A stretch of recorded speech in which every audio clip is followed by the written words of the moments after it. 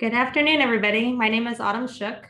I am the inspection manager for the Food Safety and Lodging Program within the Kansas Department of Agriculture. Thanks for joining our sixth of our monthly webinar series presentations.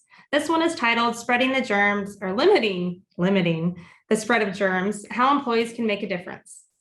I'm just going to give you a couple of housekeeping tips so that way you understand how this is going to go. Our participant microphones are going to be muted.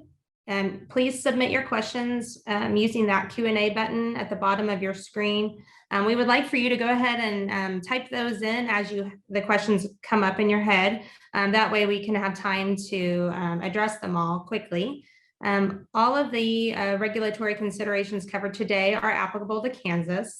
And after today's session, we're going to post this recording online, so that way those who have missed it can view that later. And one other thing to note is that after this webinar, once you click end, it is going to pop up an email or a little icon that gives you an opportunity to answer just a few quick short questions on a survey for us, so that way we can design our future outreach to accommodate people's needs. Let me introduce our speakers now. We have two staff speaking today. The team is based out of both Central Kansas and our headquarters located in Manhattan. We have Tara Jo and Michelle. I hope that you learned something new today, so let's get started. The Kansas Department of Agriculture Food Safety and Lodging Program presents How Employees Can Make a Difference by Limiting the Spread of Germs. My name's Michelle Alexander, and I'm an inspector in the Northwest region of Kansas. I am joined today by Tara Jo Latham, who is our programs training coordinator in our Manhattan office. Germs are hiding everywhere and on all common surfaces. Common surfaces include electronic devices, door handles, the cooler doors, and buttons like on microwaves. These surfaces are used every day by food service workers. Your hands have the most exposure to germs. The U.S. Center for Disease Control and Prevention, or the CDC, said hand washing is the single most important means of preventing the spread of infection. One employee infected with an illness can transfer those germs through food, which can cause foodborne illness outbreak. Germs are tough. Today, we are going to focus on foodborne illnesses that are often spread by food workers. There are several ways they can be spread, including the fecal or oral route. That is just what it sounds like. Norovirus, sometimes called the cruise ship bug, is the leading cause of foodborne illness in the United States. 2 outbreaks in Kansas in the past few years made many customers sick. Both restaurants lack the proper procedures for their employees, including how to handle sick employees and proper food handling. One outbreak led to 200 people sick, and the second one resulted in over 600 people sick. Viruses like norovirus can travel on droplets through the air and can be transferred to your hands from surfaces for hours or even days later.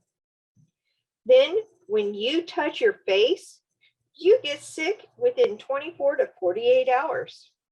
It only takes about 10 norovirus particles to make a person sick, and you can fit about 1,000 of them on the width of a human hair.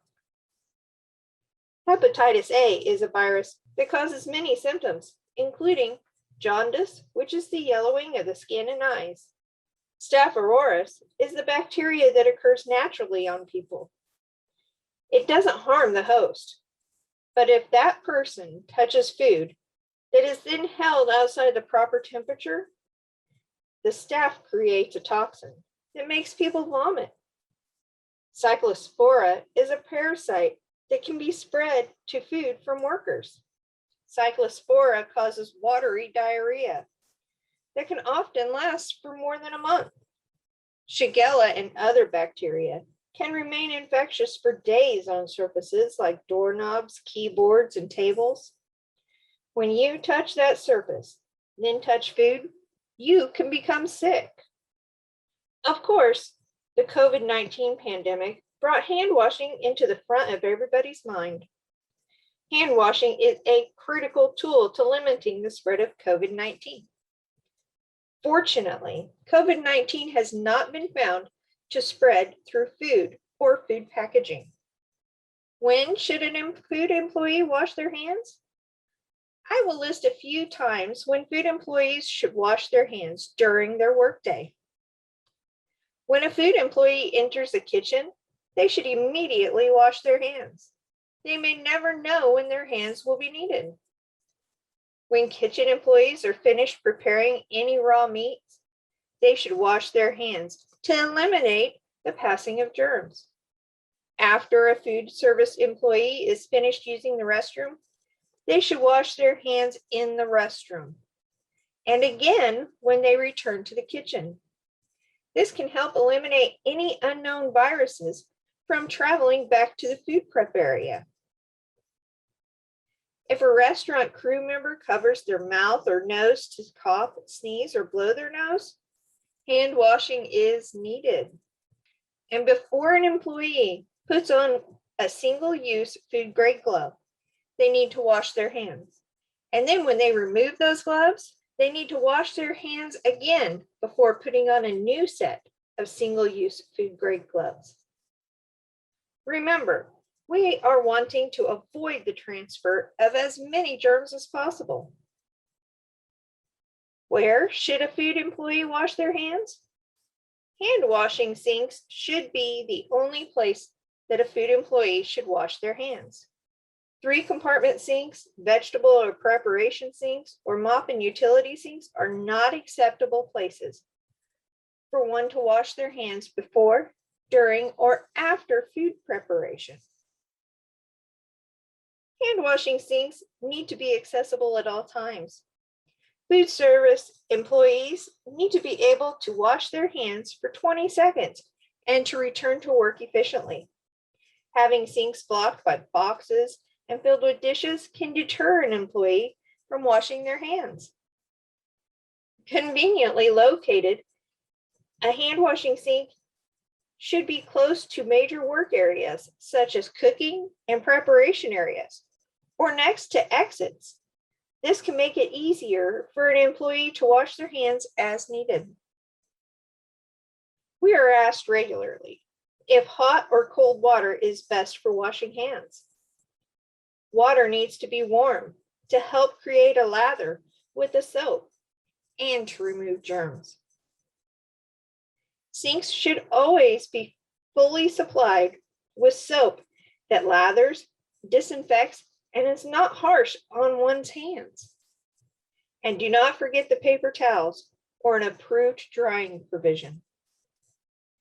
Now, Tara Jo Latham will be discussing how to wash your hands. Thank you, Michelle. Thorough hand washing with warm water, the recommended amount of soap as indicated by the manufacturer, and proper hand drying are essential to reduce the likelihood of your hands transferring microorganisms to food. Food employees need to clean their hands and exposed portions of their arms for at least 20 seconds by following these simple steps. First, rinse under clean, warm, running water. Next, apply soap and rub all surfaces of the hands and fingers thoroughly with friction, giving particular attention to the areas under the fingernails, between the fingers and fingertips, and all surfaces of the hands and exposed arms.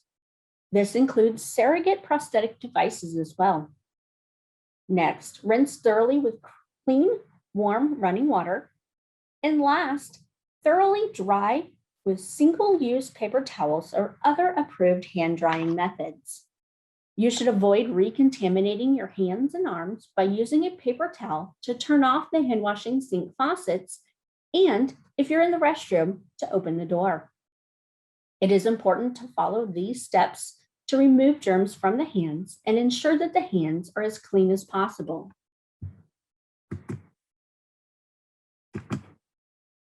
The following elements can impact hand washing compliance among food employees. First, make it a priority. When management enforces hand washing compliance as a mandatory requirement, employees are likely to follow the requirements. Next, motivate. Provide motivation for hand washing, which has proven to have an impact on improving hand washing compliance. Motivation can be as simple as praising an employee who uses proper hand washing techniques, or rewards. Rewards also have a positive impact on hand washing compliance. Next, remove deterrents. Conveniently located hand washing sinks are very important. Studies have found the availability of hand washing sinks properly supplied with soap and paper towels, as well as running warm water, have a big influence on compliance. However, materials and practices that cause irritation to the skin can decrease hand washing compliance. For example, excessive hand washing or the use of harsh soaps can lead to skin irritation and subsequently decrease hand washing compliance. Last, you can reassign tasks. By reassigning tasks, you can reduce the number of times employees have to wash their hands. For example, at a 2-person grill station, where one employee oversees the raw items, the other employee can work with plating the ready-to-eat foods. Or at the dishwashing area, one employee loads the dirty dishes and the other one removes the clean items with clean hands. A lot of people wonder if hand antiseptics, usually called hand sanitizers, can be used in place of adequate hand washing in food establishments. And the simple answer is no. Hand antiseptics should only be used in addition to proper hand washing. Hand sanitizers are not effective against several food pathogens like the norovirus. Also, they are not as effective with the heavy grease or other substances found in food establishments. Another important way to limit the spread of germs from food employees is to prohibit handling ready-to-eat foods directly with the hands. This is a term that we call no bare hand contact with ready-to-eat foods. The Kansas Food Code prohibits bare hand contact with ready-to-eat food, and studies have shown that even a perfect job of hand washing can't remove all the germs, which is why we have this requirement. Prohibiting bare hand contact with ready-to-eat foods prevents contamination of food with germs. So what is a ready-to-eat food? Ready-to-eat foods are items or foods that can be consumed without further preparation, such as washing or cooking.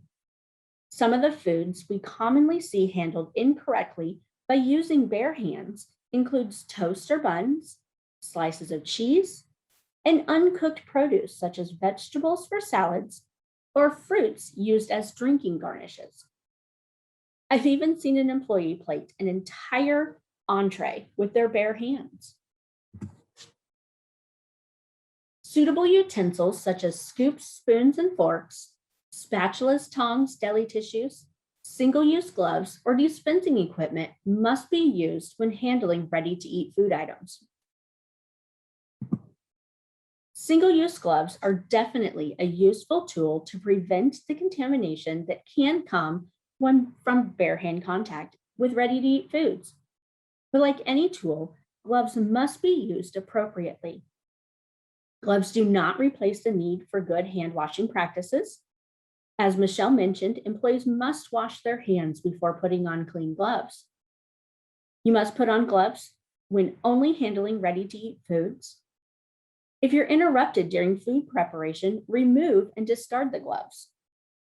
Use clean gloves when you resume food preparation, again after proper hand washing.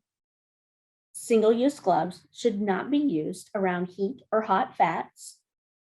Gloves are susceptible to contamination, so discard when dirty or damaged. Fabric or reusable gloves may not be used with ready-to-eat foods. And lastly, avoid single-use gloves made of natural latex rubber due to latex allergies. As I mentioned previously, single-use gloves are to be used as a tool to prevent bare hand contact with ready-to-eat foods. The purpose of single-use gloves is to prevent and protect the food from possible germ contamination from your hands. Gloves are not meant to protect the hands from food. Food handling gloves may not be used when going to the restroom or while you're in the restroom. They may not be used to take out the garbage, when eating or drinking, while using a Kleenex or handkerchief, while performing any cleaning tasks, or when handling money. Michelle mentioned earlier that an employee illness led to a neurovirus outbreak in Kansas a few years back. By limiting or removing ill employees from your food establishment, this is the #1 way to prevent foodborne illness outbreaks associated with your food establishment. Food employees can contaminate food if they have certain illnesses, symptoms, or exposures, and you need to take the appropriate measures to limit the spread of germs. Because food employees can contaminate food if they have certain illnesses, symptoms, or exposures, there are requirements for exclusions and restrictions, as well as reporting these illnesses. Exclusions mean that employees are not allowed in the food establishment. Restrictions means that food employees who are ill are not allowed to work with food or utensils. Employees are required to report to management if they have any of the following symptoms in the past 24 hours: vomiting, diarrhea, jaundice, sore throat with fever, or have an uncovered cut or wound. They are also required to report if they are diagnosed with or have exposure to neurovirus, hepatitis A, Shigella, E. coli, or Salmonella typhi. Managers are then required to report this to KDA. There's a lot of things to consider, so the US FDA has a great employee health and personal hygiene handbook. This handbook has a lot of information and tools to navigate employee illness issues. Some tools include policy templates and exclusion flowcharts. A link will be included in the chat as well as in our follow-up email and available on our website after this webinar. Please watch our April presentation titled "Staying Ahead of the Game: What Food Service Employees Need to Know" for how managers can gain active managerial control. I hope you found this information we covered today helpful. If you ever have any questions about food safety in your operation, please feel free to contact your local inspector. We are also happy to help you operate both safely and successfully. If you don't know who your inspector is, contact our Manhattan office and we can connect you with our inspector in that area. You can find educational materials on our website to help you with all aspects of food safety as well. Now I'll turn it over to Autumn for the question and answer session. All right, thank you, Michelle and Tara Jo, for your presentation. I am going to turn it over to Russell Plashka. He's going to help us. He's a KDA coworker, and he's going to help us to moderate the Q&A portion of this webinar. Thanks, Russell. Thanks, Autumn. I'm glad everybody was able to get on this afternoon and watch this presentation. If you do have any questions, please feel free to throw it in the Q&A as we go along here. And we do have a couple of questions that have come in. First question we're going to start with is, and we're going to throw this to Michelle. Do I have to wash my hands if I'm just changing gloves between sandwiches? And they elaborate, or because they were greasy, like when they're making a hamburger patty. No, you don't have to wash your hands when changing gloves if your hands are not contaminated and you're doing the same type task.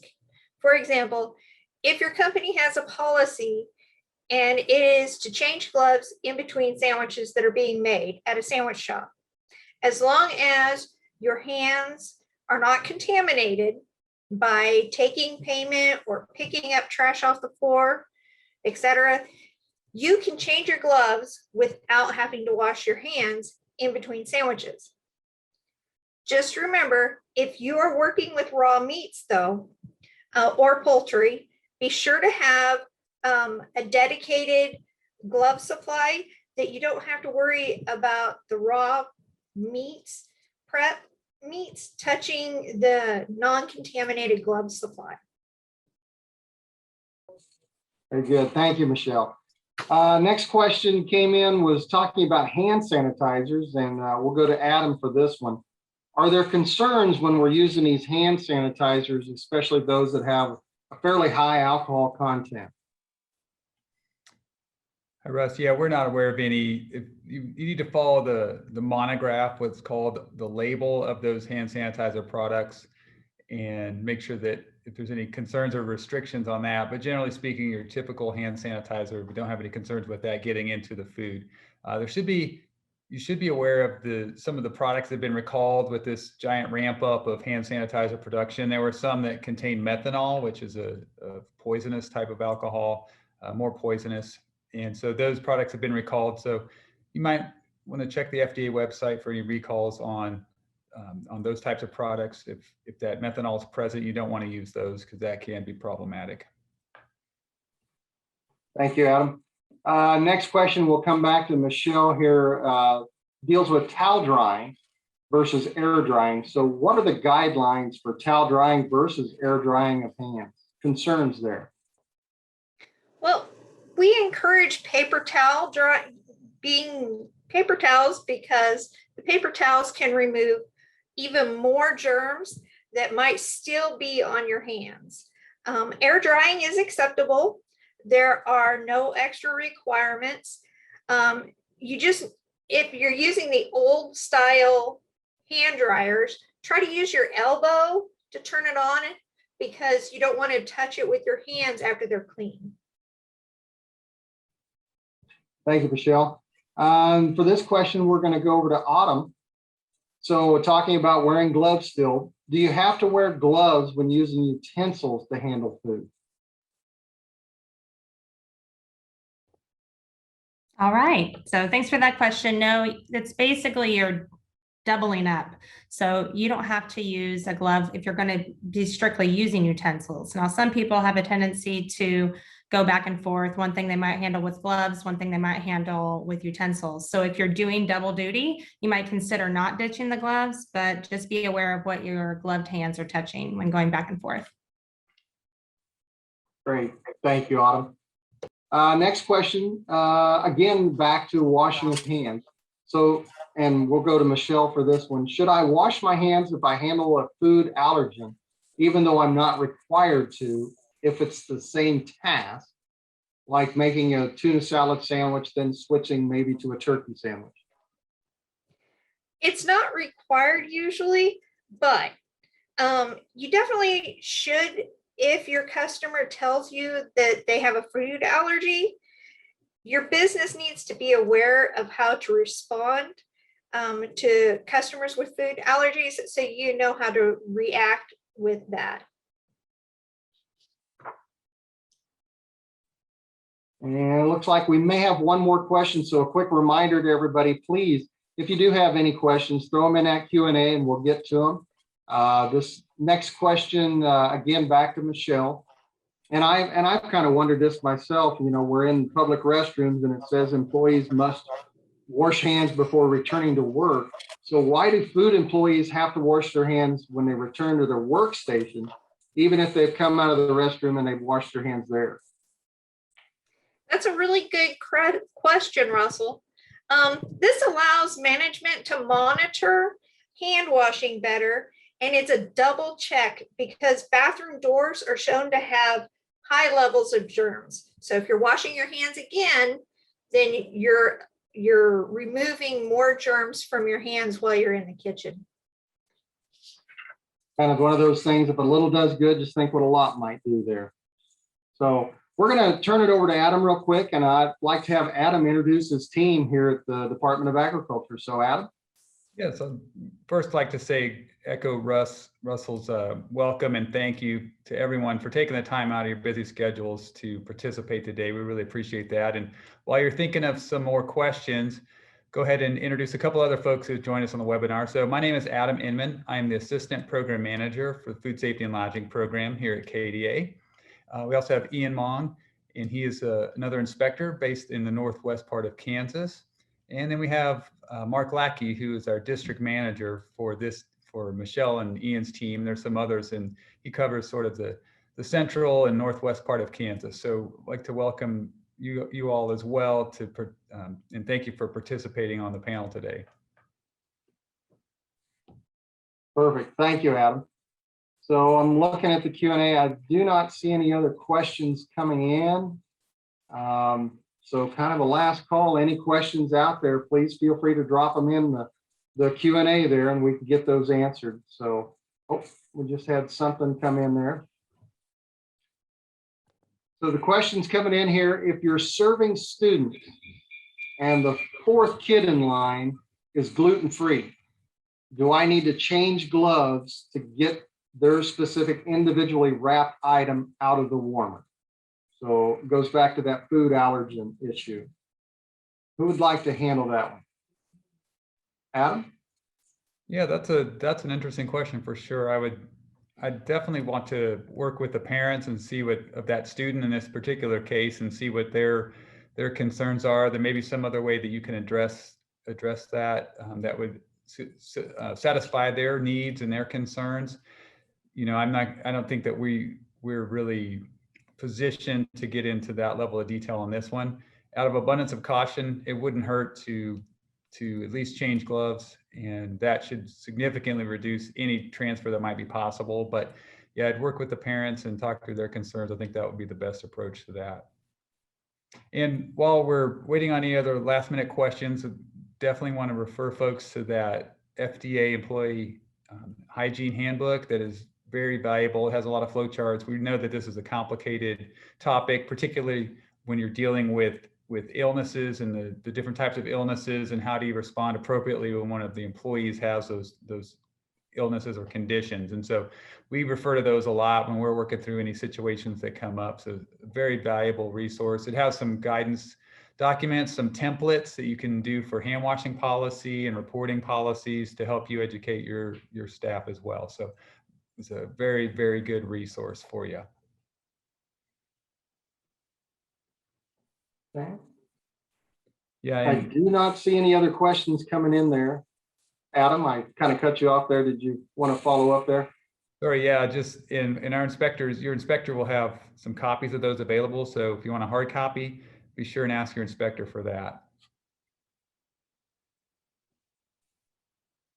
I don't see any more questions. Oh, there's one that just come in.